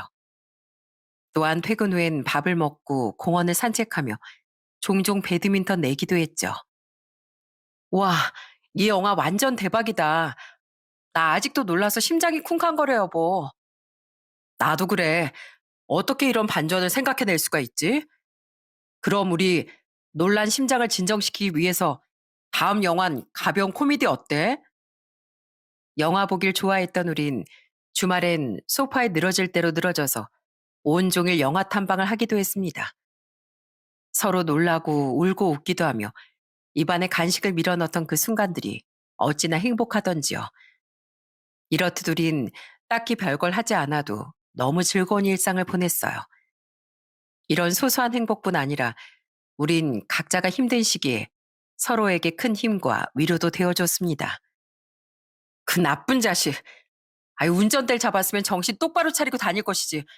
왜 졸음운전을 해서 남의 남편 다리를 이렇게 엉망으로 만들어놔. 그만해, 여보. 이미 그 사람이 우리한테 보상도 해주고 사과도 할 만큼 했잖아. 여태 당신이 내 앞에서 중얼거린 그 사람 욕만 해도 그 사람 배불러서 아마 천년을 살 수 있을걸? 속상해서 그러지, 속상해서. 우리 남편 목은 안 말라? 여기 물 줄까? 당신은 손 하나 까딱하지 않아도 돼. 다 내가 해줄게. 당신 덕분에 이게 무슨 호강이야. 옥황상제도 나처럼 상전 대접을 받지 못해봤겠다. 고마워, 여보. 언제 한 번은 상대방의 과실로 전 교통사고가 나서 크게 다리를 다친 적이 있었어요. 치료 중에도 정말 고통스럽고 불편했는데 이후로도 다친 다리는 한동안 제 속을 많이 썩였었어요. 그때 아내는 일주일은 회사를 아예 쉬며 절 간병해줬고 이후에도 회사에 가 있던 시간만 아니면 제 옆에 딱 붙어서 절 간병해줬습니다. 정말 제가 손 하나 까딱하지도 못하도록 극진이요. 그런 아내가 얼마나 고맙던지 아내에 대한 감동은 부상으로 인한 스트레스보다도 더욱 크고 좋은 기억으로 남게 됐죠. 여보, 갚아야 할 집 대출금도 많은 와중에 정말 미안한데 나 회사 그만두면 안 될까? 유부녀 직원을 싫어하는 상사 때문에 나 매번 진급에서도 누락되고 후배들도 나 무시하고 출근만 하면 정신이 너무 피폐해지는 기분이야. 나 회사 그만두면 아예 디자인 쪽으로 길을 바꿔서 다시 시작하고 싶은데 그렇게 오래 쉬는 건 좀 힘들겠지? 또 언제 한 번은 고난의 시기가 아내에게도 찾아왔었어요. 당시 아내는 결혼 후부터 시작된 직장 내 차별에 승진에서도 계속 누락되며 큰 스트레스를 토로했어요. 처음엔 몰랐는데 뒤늦게서야 아내가 제게 고민 상담을 했던 거죠. 결국 원형 탈모까지 온 아내는 제게 퇴사 후 잠시 쉬며 새 미래를 준비하고 싶다는 말을 꺼내더군요. 솔직히 무리해서 마련한 신혼집 대출금 때문에 맞벌이가 필요한 상황이었지만 저는 주저없이 뜻대로 하라고 말해줬어요. 돈이야, 우리가 데이트 좀 줄이고 아끼면 충분히 외벌이로 생활할 수 있어. 나한텐 당신이 행복한 게 가장 우선이야. 그러니까 그딴 회사엔 얼른 사표 던져버리고 당신 하고 싶은 거 다 해. 디자인 쪽으로 가고 싶으면 학원도 등록하고 자격증도 따고 몇 년이 걸려도 난 상관없어. 맞벌이 말고 공부를 하고 싶으면 공부를 해도 되고 주부가 되고 싶으면 그래도 돼. 그러니까 아무 부담 갖지 마. 미안해하지도 말고. 돈도 중요하지만 저는 그 돈 때문에 아내가 불행해지지 않길 바랬어요. 남자가 돼서 아내를 먹여 살리는 것쯤은 해낼 수 있어야 한다는 생각도 있었죠. 그때 아내는 제게 정말 많이 고마워하며 퇴사 후 새로운 길로 이직 준비를 시작했습니다. 전 아내가 학원에 다니고 공부를 하는 그 시간 동안 아내에게 집안일에 대한 부담도 주지 않고 그 어떤 간섭도 일치하지 않았어요. 오히려 더 좋은 교육 프로그램이 있으면 유료든 뭐든 적극적으로 추천해 주었고 아내 이직을 위한 투자도 아끼지 않았죠. 그 결과 아내는 1년 뒤 드디어 성공적으로 이직에 성공했어요. 고마워, 여보. 당신이 도와주지 않았다면 나 이렇게 짧은 시간에 이직을 해내지 못했을 거야. 우린 이렇듯 서로에게 가장 친한 친구이자 동반자, 그리고 지지자가 되어 주었습니다. 또한 저와 아내는 서로에게뿐 아니라 양가에도 무척 잘하며 살았어요. 우선 아내는 저희 집안의 맏며느리 역할을 톡톡히 해줬습니다. 아내는 저희 집에 행사라도 있으면 가장 선두에 서서 진두지휘를 하곤 했어요. 여행 계획을 적극적으로 짜거나 하는 등 말입니다. 물론 저도 장남 역할을 하려고 노력했지만 그 행동력과 꼼꼼함은 아내가 저보다 월등하더라고요. 요즘엔 명절이든 시댁 행사든 기피하는 며느리들도 많다던데 아내는 항상 정반대였어요. 동서, 동서 요즘 회사 일이 바쁘다길래 명절 장은 내가 미리 다 봐놨거든. 돈? 에이, 됐어. 얼마 안 나왔어. 그러니까 장 보는 거 신경 쓰지 말고 마음 편히 있으라고 전화한 거야. 아내는 응당 맏며느리가 할 일이라며 명절도 양가 행사도 가장 먼저 챙기곤 했습니다. 또 저희 부모님을 살뜰히 챙기면서도 자영업을 하느라 유독 바빴던 재수 씨가 작은 며느리로 집안에 들어온 후엔 재수 씨까지도 많이 배려해 줬어요. 재수 씨가 덜 미안해할 수 있고 괜히 저희 부모님이 자신과 재수 씨를 비교하지 않게끔 노력하면서요. 아내 그 배려심을 가족들이 왜 몰랐겠습니까? 그런 아내를 저희 부모님도 남동생 내외도 정말 많이 좋아했어요. 어머님, 이번에 문화센터 수영반에 등록하셨대. 물이 그렇게 무서우시다더니 정말 용기 있으시지? 진짜? 아니, 근데 당신은 저번에 아버지가 등산용품을 사셨다는 것도 그렇고 어쩜 그렇게 나보다 부모님 소식을 더 잘 알아. 나야 일주일에 두세 번씩 두 분하고 통화하니까 그렇지. 두 분이랑 수다 떨다 보면 시간이 어떻게 가는 줄 모를 정도로 재밌다니까. 저보다 저희 부모님과 더 친밀하게 지냈던 아내에게 고마워서라도 저는 처가에 더욱 잘하기 위해 최선을 다했습니다. 명절에 고생하는 아내를 위해 전 처가에 가면 아내든 따로 나가 살든 처제든 장인 장모님까지 아무도 설거지에 손을 못 대게 했어요. 음식도 기회가 되면 제가 도맡아 하려고 노력했지만 사위에게 장모표 밥을 먹이고 싶다던 장모님 때문에 그건 쉽지 않은 일이었죠. 그래서 대신 설거지라도 전담하려고 노력했던 거예요. 아유, 남들이 사위한테 매번 설거지 시킨다고 하면 욕해. 욕하라 그래요. 그 사람들이 이상한 거죠. 저 설거지 되게 잘해요, 장모님. 아마 설거지 대회가 있었으면 제가 국가대표가 됐을걸요? 정말 감사해요, 형부. 아, 언닌 좋겠다. 저런 다정한 남편이랑 결혼해서 난 형부 때문에 눈이 너무 높아져서 결혼을 할 수 있으려나 모르겠어. 또한 전 장인어른이 병으로 큰 수술을 받고 6개월 정도 투병을 하셨을 땐 전 제가 먼저 제안해 아예 두 분을 저희 집에 모시기도 했어요. 장인어른이 병원에 계시는 동안 혼자 우울해하실 장모님이 걱정되기도 했고 장인어른이 퇴원하신 후에도 온전한 회복을 옆에서 도와드리고 싶었거든요. 그냥 쭉 저희 집에 계셔도 되는데 벌써 처가로 돌아가시려고요? 이제 이 양반 몸도 많이 회복됐으니 자네에게 그만 짐을 얹어줘야지. 어차피 집도 같은 서울인데 뭐. 김서방, 정말 고마웠네. 만약 자네가 아니었다면 나도 우리 양반도 더 힘겹고 마음고생도 심했을 거야. 서로 의지도 하고 고마워도 하며 전 아내와 정말 이상적인 결혼 생활을 해내고 있다고 생각했어요. 그런 우리에게도 한 가지 아픔이 있었는데 그건 통아이가 생기지 않았다는 거예요. 산부인과에서 검사를 해보니 문제는 안타깝게도 저보다 간절히 아이를 원했던 아내에게 있었더라고요. 하지만 요즘엔 의료기술이 워낙 발달한 세상이었으니 아내는 포기하지 않고 꾸준히 산부인과 다니며 시험관 시술과 인공수정을 시도했어요. 이번에도 실패했어. 남들은 원하지 않아도 생긴다던 애가 왜 우리한테만 찾아와 주지 않는 걸까? 계속되는 실패에도 아내는 끝내 포기하지 않더군요.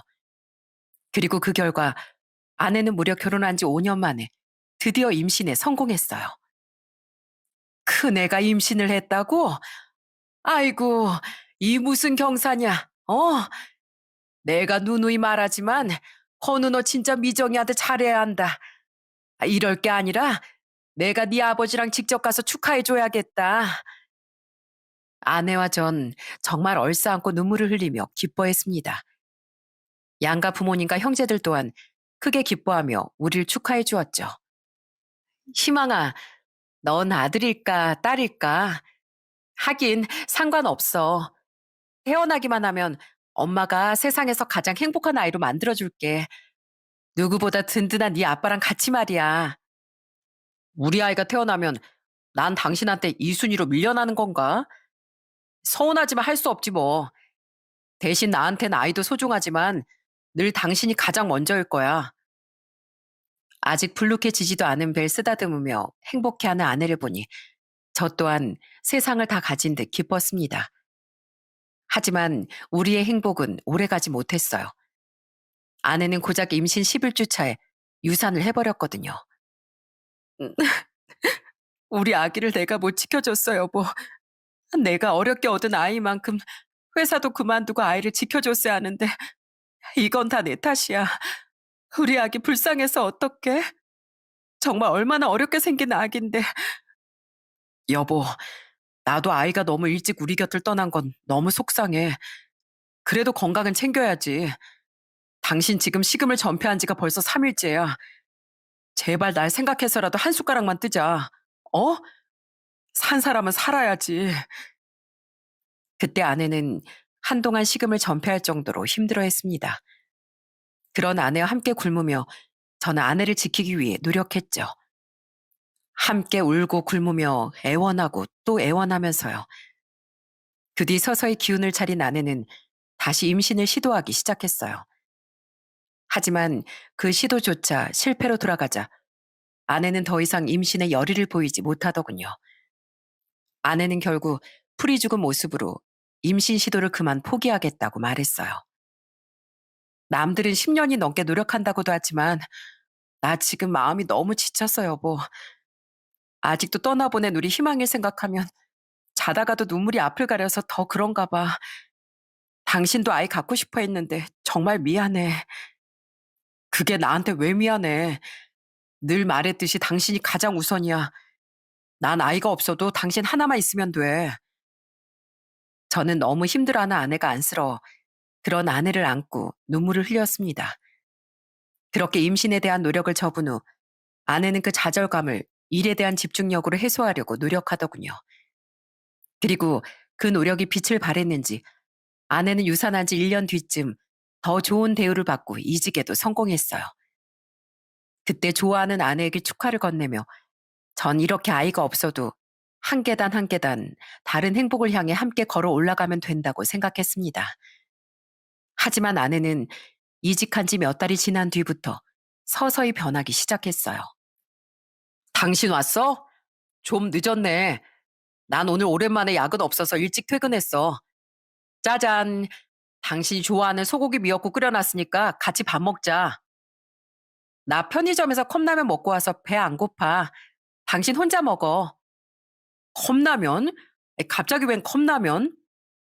당신 요즘 매번 야근한다고 늦게 들어왔잖아. 오늘도 그럴 줄 알고 대충 때우고 온 거지. 그래도 열심히 차렸는데 한 숟가락만 먹어봐. 어? 오랜만에 마주 앉아서 우리 대화도 좀 하고. 일 끝나고 피곤해 죽겠는데 무슨 대화야. 밥 차리면 차린다고 미리 연락이라도 해주던가. 당신 혼자 먹어. 여보, 당신 손이 많이 텄네. 어디 좀 봐봐. 아, 깜짝이야. 아니, 왜 말도 없이 손을 잡아?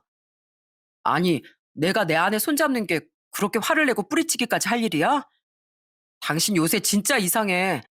나랑 같이 밥 먹는 것도 싫어하고, 침대에서도 나랑 닿기라도 할까봐 멀찌감치 떨어져서 자고, 나에 대한 태도도 진짜 많이 냉랭해진 거 알아? 대체 왜 그래?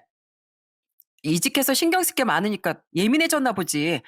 피곤도 하고, 그리고 우리가 결혼한 지 6년도 더 지났는데, 뭐 언제까지 신혼부부처럼 꽁냥거리면서 살아야 돼.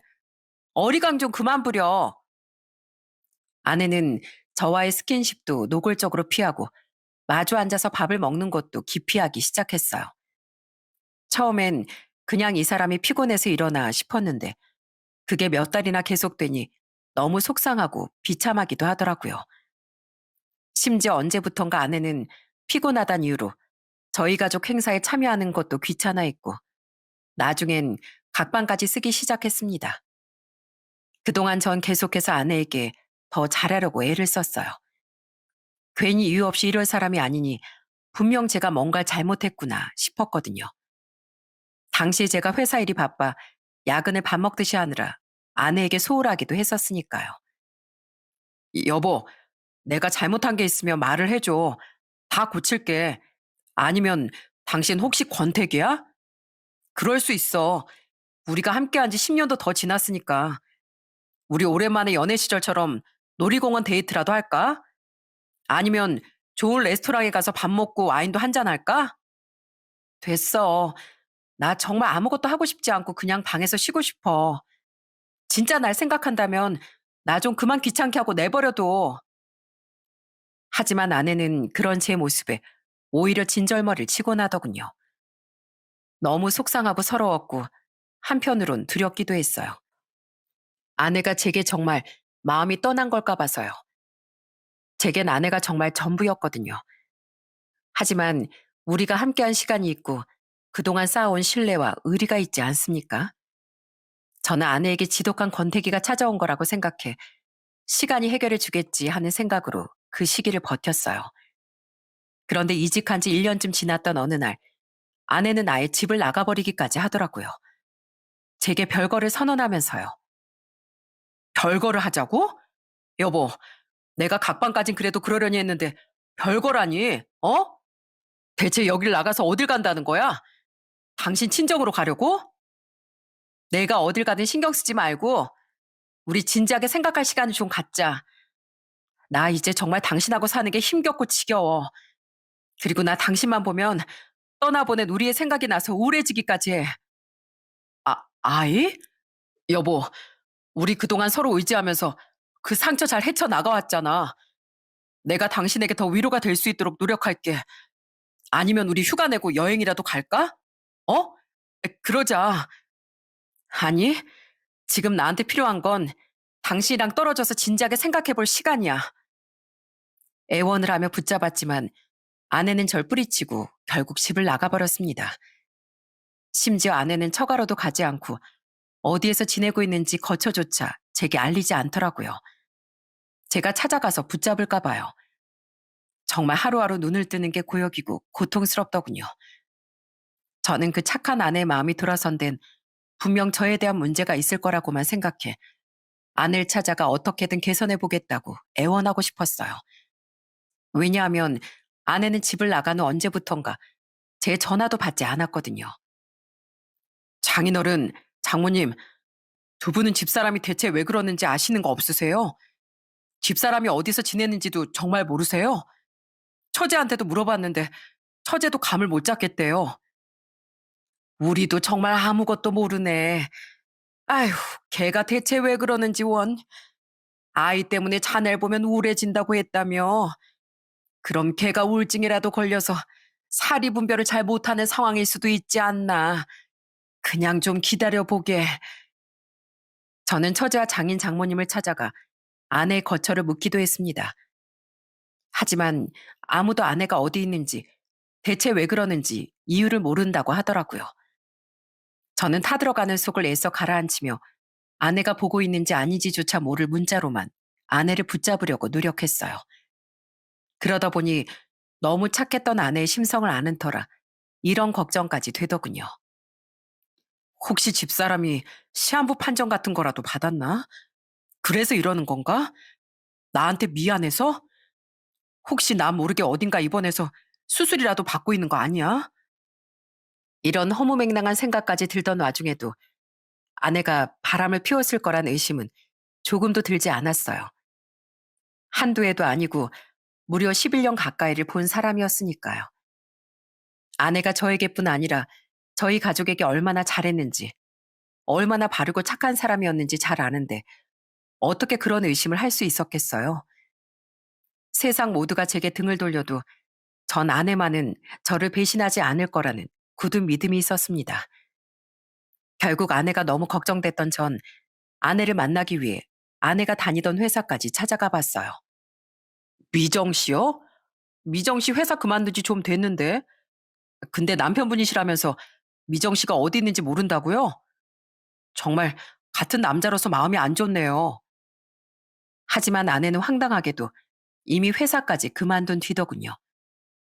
그때 아내가 있던 부서의 부장이란 사람은 음료수까지 건네주며 제게 위로의 말을 건넸죠.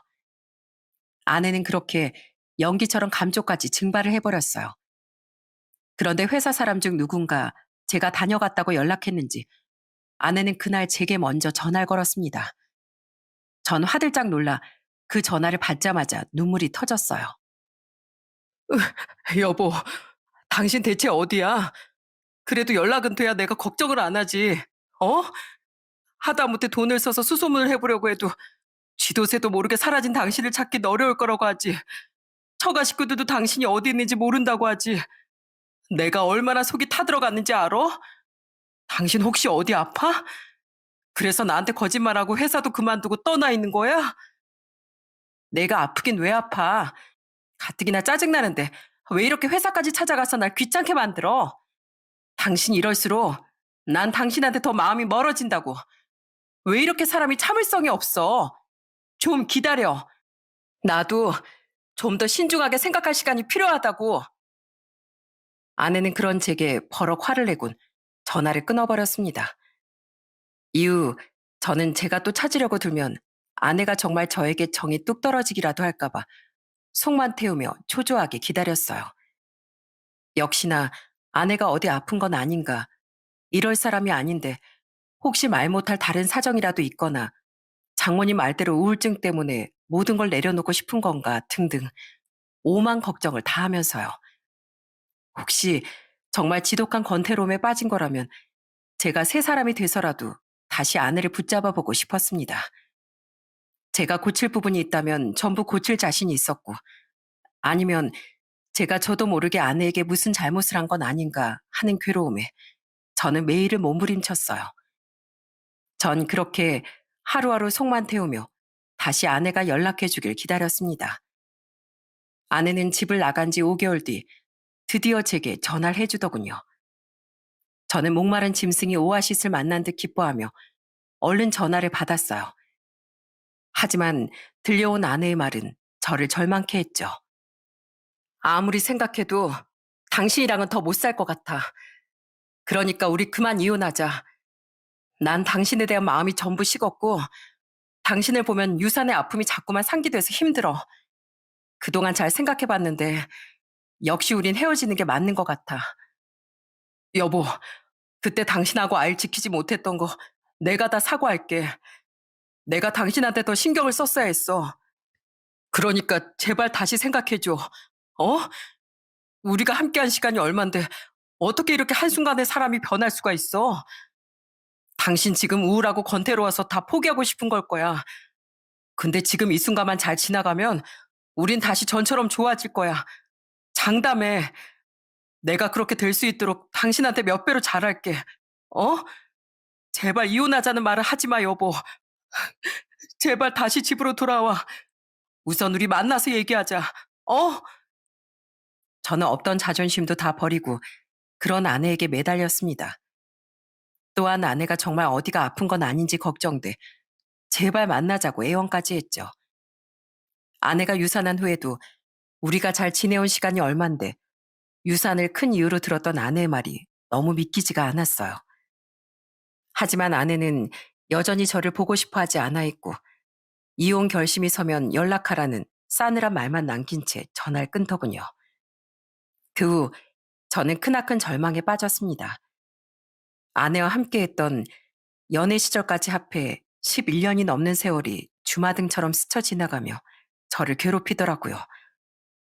신혼집에 입주한 후 들떠하던 아내의 얼굴, 처가 식구들과 다 같이 여행을 가 아내의 생일 파티를 했던 일, 아내를 너무 좋아하던 저희 식구들 사이에 둘러싸여 열심히 여행에 대한 일정 발표를 하고 있던 아내의 모습 등등이 말이죠.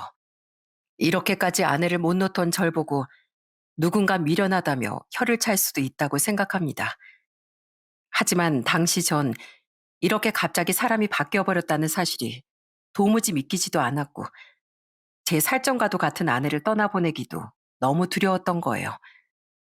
저희 부모님과 동생 내외 또한 저처럼 이 현실을 믿기지 않아 했죠. 장인 장모님과 처제 또한 자신들도 정확한 이유를 모르겠다며 미안해만 했어요. 생각해 봤어?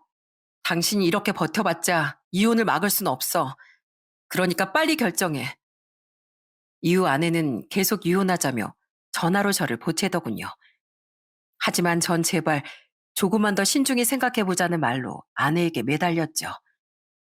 그렇게 저는 잘 먹지도 자지도 못하고 폐인 같은 몰골이 되어 한 달이 넘는 시간을 보내다 회사 일 때문에 나흘 동안 대만 출장을 가게 됐어요. 그리고 그곳에서도 역시 겨우 정신을 붙잡고 일만 했을 뿐 남은 시간엔 관광은커녕 방에만 틀어박혀 힘든 시간을 보내고 있었습니다. 어? 혜정이 누나네?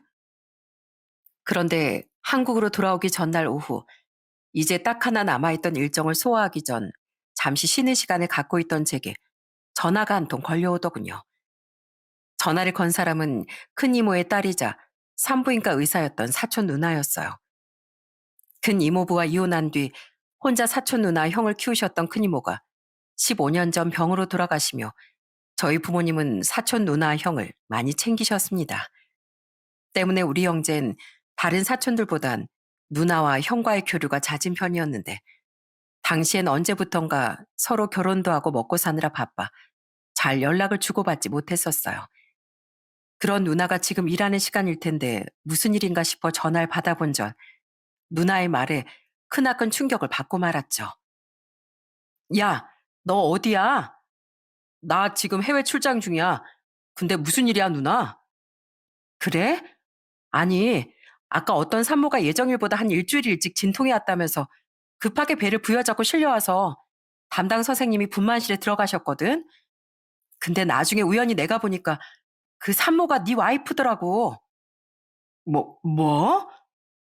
다행히 실려온 지 2시간도 안 돼서 아들을 순산했다던데 따로 확인해 보니까 산모랑 아이 둘 다 건강하대. 축하한다, 야. 아이, 근데 너 유산해서 사촌 올케랑 같이 많이 힘들어했다더니 언제 또 임신했어? 우리가 그동안 연락이 뜸해졌다고 해도 나 올케랑도 몇 번 얼굴도 본 사이인데 이 축하할 소식도 안 알려주고 좀 서운하다 너.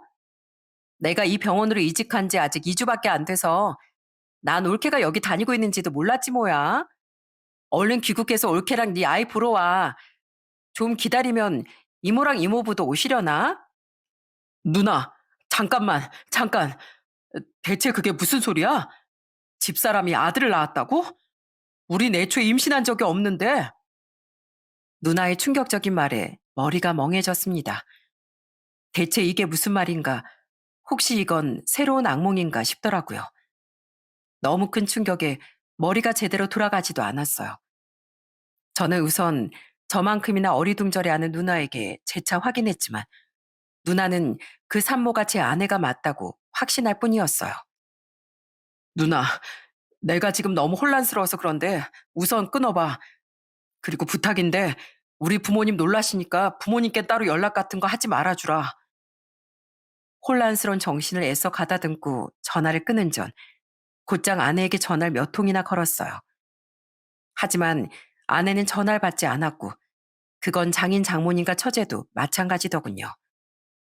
저는 그런 정신없는 상황에 회사에 피해를 줄 수는 없어 우선 남은 일정을 4시간 정도 소화하고 숙소로 다시 돌아왔어요. 그런데 그때 사촌 누나에게서 다시 전화가 걸려오더라고요. 야, 건우야. 나 아까 전에 네 아내랑 마주치게 됐는데 날 알아보곤 바로 얼굴이 퍼렇게 질리더라. 그리고 그 몸으로 그 신생아까지 데리고 바로 퇴원해버리던데 담당 선생님하고 간호사들이 말렸는데도 막무가내로 퇴원했대. 이거 대체 무슨 일이야? 누나가 아니라 저야말로 누구에게든 이게 대체 무슨 일인지 묻고 싶더군요. 일정도 끝났겠다. 전 우선 급하게 한국행 비행기표를 알아봤어요. 다음날 오전 예약이던 비행기표를 취소해서라도 빨리 한국에 들어가려고요. 하지만 이미 저녁인지라 당장 공항으로 달려가 탈 수 있는 비행기는 없었습니다.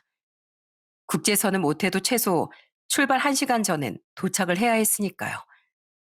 결국 저는 뜬 눈으로 밤을 지새운 뒤 다음날 오전 비행기를 타고 곧장 귀국했어요.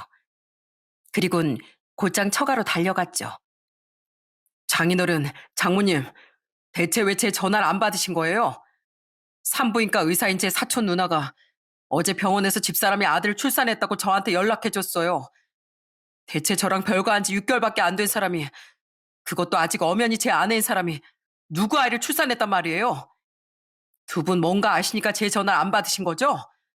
처제도 그래서 제 연락을 피한 거죠? 뭐? 우리 애가 출산을 해? 우린 전혀 모르는 일이네.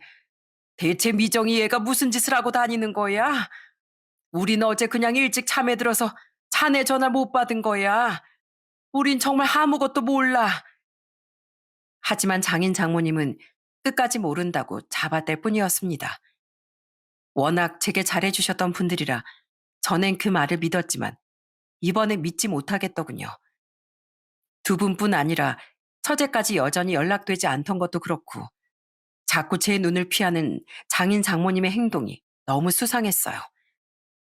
저는 처가 식구들이 분명 뭔가를 숨기고 있고 기다리면 한 번쯤은 아내가 처가에 나타날 거라 생각해 그날부터 집과 처가 앞을 오가며 잠복을 시작했습니다. 단독주택이던 처가 근처 으슥한 곳에 차를 세우고서요. 어차피 전에 아내를 찾으려 찾아가 봤던 처제는 동거하던 남자친구가 있어 아내가 가지 않을 거라고 생각했으니까요. 죄송합니다. 제가 너무 중요한 개인적인 사정이 있어서요. 네, 이해해 주셔서 감사합니다. 저는 대충 둘러대고 회사에 휴가도 냈습니다. 그때 저는 정말 제정신이 아니었거든요. 그렇게 눈만 뜨면 처가 앞을 지키고 있는 동안 여전히 아내는 전화를 받지 않았고 저는 더 오기가 생겨 잠복을 멈추지 않았어요. 분명히 언젠간 아내가 나타날 거라 생각하면서요. 그리고 잠복한 지 2주 뒤 저는 드디어 처가로 들어가던 아내를 목격할 수 있었습니다. 믿기지 않게도 정말 아내는 품에 아기를 안고 있더라고요. 하지만 아내는 아기와 둘이 아니더군요. 저놈은 누구야? 저 자식이 애 아빠인가? 아내는 아내의 어깨를 다정하게 감싸지고 있던 웬 남자까지 함께 처가로 데리고 들어가더라고요. 아내와 달리 그놈은 거의 뒤통수밖에 보이지 않아 저는 그때까진 그놈의 얼굴은 보지 못했습니다. 저는 우선 아내와 그놈이 처가에 들어간 뒤 심호흡을 하고 얼른 따라 들어갔어요. 처가의 비밀번호쯤은 결혼 생활을 하는 동안 이미 알고 있었거든요. 우쭈쭈, 아유, 우리 손주 예뻐라. 오메, 깜짝아. 김서방. 여보. 제가 등장한 순간 품에 우리 손주거리며 해벌쭉한 얼굴로 아이를 안고 있던 장모도 옆에 있던 장인도 그 앞에 서 있던 아내와 누군지도 모를 남자까지 모두 경악을 하더군요. 아무것도 모른다더니 딱 봐도 장인과 장모는 모든 걸 알고 있던 사람 같았어요. 저는 분이 차올라 소리를 질렀습니다. 당신 이게 대체 어떻게 된 일이야? 어? 어떻게 이혼도 안 한 사람이 다른 놈 애를 낳았냐고? 장모님, 장인어른, 저한테는 아무것도 모른다더니 다 이렇게 한통속이었던 거예요? 김서방, 우선 진정하고. 제가 지금 진정하게 생겼어요? 야, 성미정, 난 널 믿었고 적어도 네가 사람을 이렇게 기만하고 우롱할 여자라곤 절대 생각하지 않았어. 그런데 네가 어떻게 날 배신하고 다른 놈 애를 낳아? 그리고 저놈은. 그렇게 소리치며 장모의 말까지 막은 전 정면으로 본 아내 옆에 남자를 보고 순간 말문이 턱 막혔습니다. 어디서 본 건지 낯이 익다 싶더니 여러분 기억하시나요? 제가 아내의 회사에 찾아갔을 때 제게 음료수와 위로를 건넸다던 부장이요. 세상에 그땐 제게 아무것도 모른다던 그놈이 바로 제 아내 옆에 서 있더라고요. 저는 기가 막혀서 아내를 보고 말했어요. 저 자식이 당신이랑 눈 맞은 버러지였어? 이제야 퍼즐이 좀 맞춰지네. 당신이 왜 이직을 하면서 나에 대한 태도가 변했는지. 이직을 했으면 일이나 열심히 할 것이지 바람을 피우고 다녔냐? 당신 남자가 생긴 거면 애초에 왜 나한테 솔직하게 말 안 했어? 당신이 바람난 걸 알았으면 나도 진즉 이혼을 했지. 왜 말을 안 해서 사람을 이렇게 바보로 만들어? 모든 걸 들키자 아내는 이내 체념한 표정으로 제게 진실을 털어놓기 시작하더군요. 더 기가 막히고 황당했던 사건의 전말을요. 맞아. 나 부장님이랑 바람 피웠고 이해도 이 사람 아이야. 내가 집을 나올 때만 해도 당시에 이 사람이 이혼 소송 중이라 전처랑 별거라고 있었어. 그런데 그 처가 애가 생기고 바람도 피운 사실 알면 이 사람이 이혼에 많이 불리해져서 이혼이 마무리될 때까지 모든 걸 숨기려고 했던 거야. 난 그냥 빨리 당신하고 이혼하고 이 사람하고 합치고 싶었는데 이 사람이 이혼이 마무리될 때까지 신중에 신중을 기하고 싶어 했어. 황당하게도 아내는 저와 빠른 이혼을 원했지만 그놈을 위해 저와 당장 이혼을 하지 않고 별거를 선택했다는군요. 우선 슬슬 배가 티나게 불러올 테니 제 옆에서 멀어져야만 했던 거죠.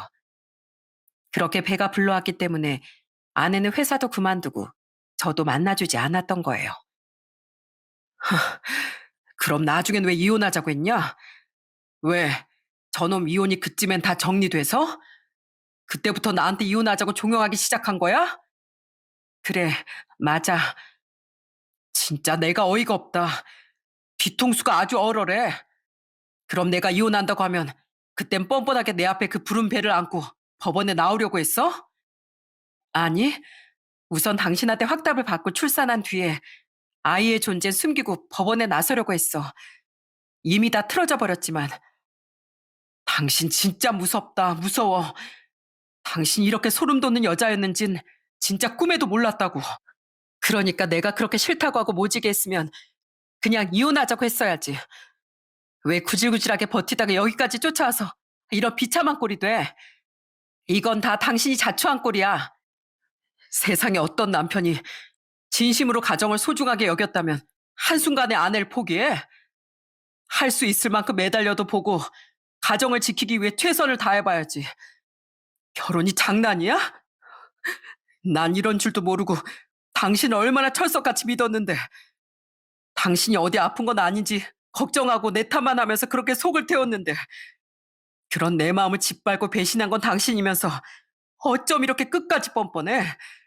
나한테 미안하다고 무릎 꿇고 싹싹 빌어도 모자란 판에. 그 와중에 뻔뻔하게도 아내는 적반하장으로 제게 화를 내더라고요.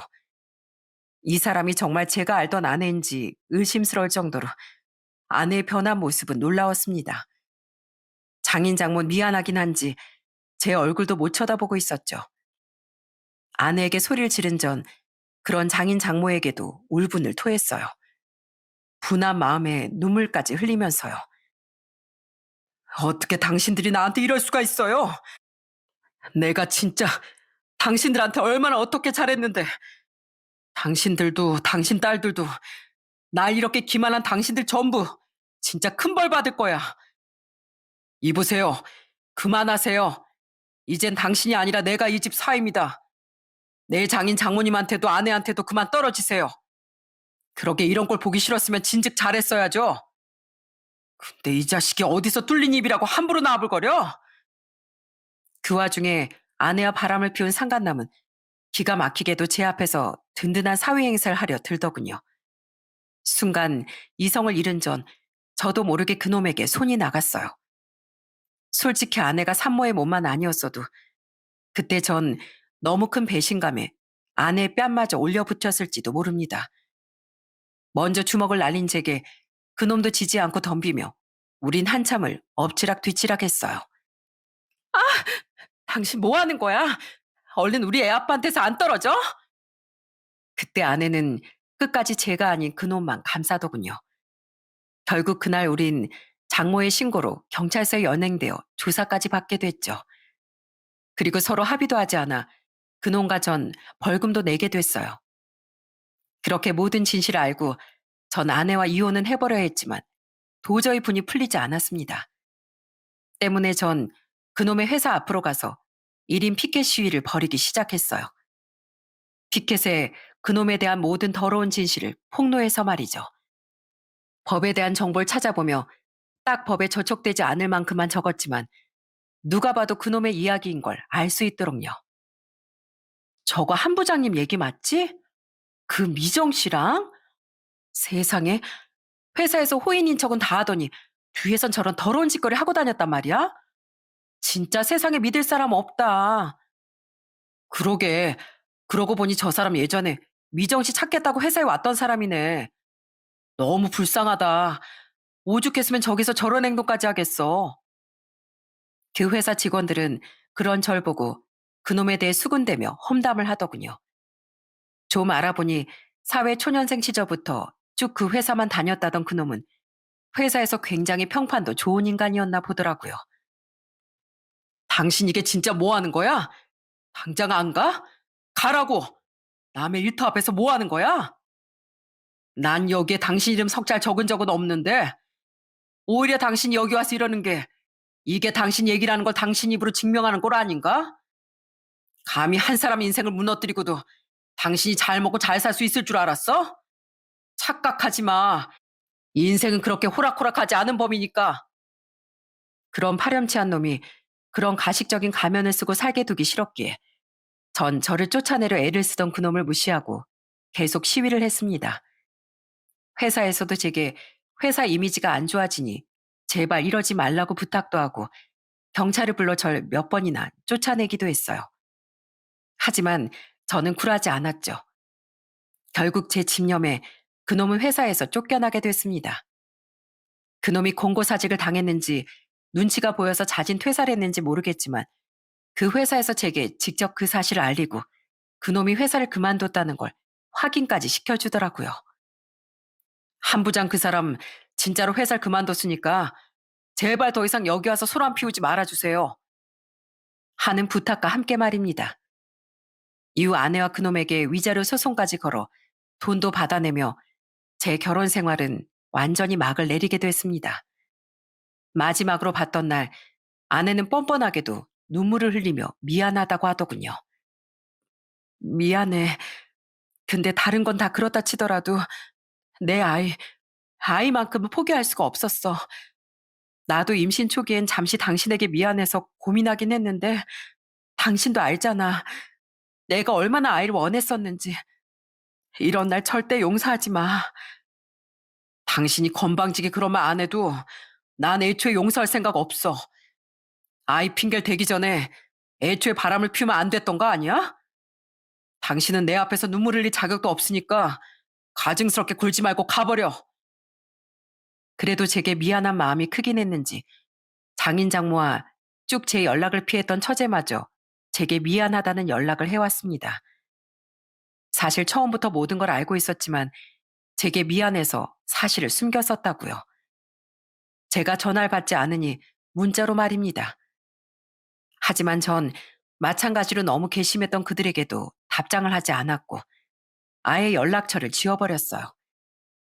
그렇게 그 일은 제 가슴에도 그리고 전철을 철석같이 믿었던 저희 가족들의 가슴에도 큰 상처를 남겼습니다. 사촌 누난 나중에 만난 제게 술을 한 잔 사주며 위로를 건네줬었죠. 야, 세상에 진짜 별일이 다 있다. 어떻게 다른 사람도 아닌 걔가 그럴 수가 있다니? 아, 괜히 내가 다 미안하다, 야. 아니야, 누나. 오히려 고맙지 뭐. 누나 아니었으면 난 여태 진실도 모르고 바보가 됐을 거야. 저는 괜히 제 눈치를 보던 누나에게 오히려 고맙다고 말해주었습니다. 그렇게 전철 잘못된 선택으로 모두를 불행하게 만들었어요. 하지만 그 잘못된 선택도 오래가지 못했더라고요. 겨우 마음을 추스르고 살고 있던 제게 이혼한 지 2년이 지난 얼마 전 전처는 처음 보는 번호로 전화를 걸었더군요. 그놈과 2달 전 이혼을 하고 심란한 마음에 휴대폰 번호를 아예 바꿔버렸다면서요. 그 자식 알고 보니까 여자를 좋아해도 너무 좋아하는 인간이었더라. 난 그 자식이 날 너무 좋아해서 다가온 줄 알았는데 그냥 이 여자 저 여자한테 찝적대기 좋아하는 인간이었더라고. 재혼한 지 얼마 안 돼서부터 맨날 술집 여자들이랑 술 먹고 유흥의 돈 흥청망청 쓰는 거 있지? 내가 화를 내도 이건 자기 여가 생활이라는 말 같지도 않은 말을 해대고 가정에 관심도 없더라고. 그래서 이혼했어. 이혼한 후 전천 아이를 데리고 자신의 친정에서 살고 있다고 하더군요. 그리고는 슬며시 저를 떠보듯 이러더라고요. 내가 당신 말대로 권태로움에 빠졌었는지 우울증 때문이었는지 그땐 진짜 판단력이 흐려졌었나 봐. 당신을 배신했던 걸 나 이제야 뼈저리게 후회하고 있어. 저기, 당신 이제 나 다 잊었어? 전처가 정확하게 얘기하진 않았지만 저는 그 말에 담긴 뜻을 눈치챘어요. 이제 와서 자길 다시 받아달라는 뜻 말이죠. 하지만 전 두 번 다신 이런 식으로 염치 없이 전화하지 말라는 말만 남긴 채 그냥 전화를 끊었습니다. 나를 배신했던 그 순간부터 당신은 내 인생에서 이미 죽은 사람이니 스스로 한 선택은 오롯이 그 짐승만도 못한 당신 혼자 책임지라는 싸늘한 말과 함께요. 저는 끝까지 최선을 다해봤기에 아무런 후회도 미련도 남아있지 않고 오로지 분노의 잔여물만 남아있다면서요. 그게 얼마 전의 일이었기에 사실 제 마음은 아직도 심란한 상태예요. 하지만 전 여전히 전처를 용서할 생각이 없고 받아줄 생각도 당연히 없습니다.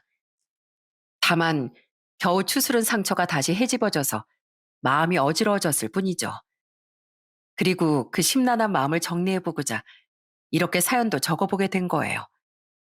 제가 사람에 대한 불신을 갖게 된 씁쓸한 사연은 여기까지입니다.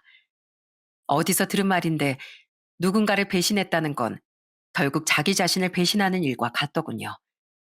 아마 배신은 상대방뿐 아니라 자신의 인생까지 결국 망가뜨리게 된다는 뜻인 것 같아요.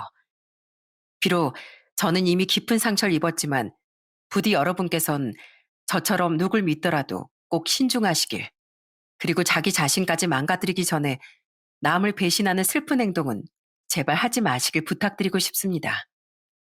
겪어보니 사람을 불신하게 되는 건 정말 씁쓸한 일이었으니까요. 그럼 전 여기서 이만 인사를 드리겠습니다. 부디 언젠간 세상이 불신이 아닌 신뢰로 가득해지길 바라면서요. 감사합니다.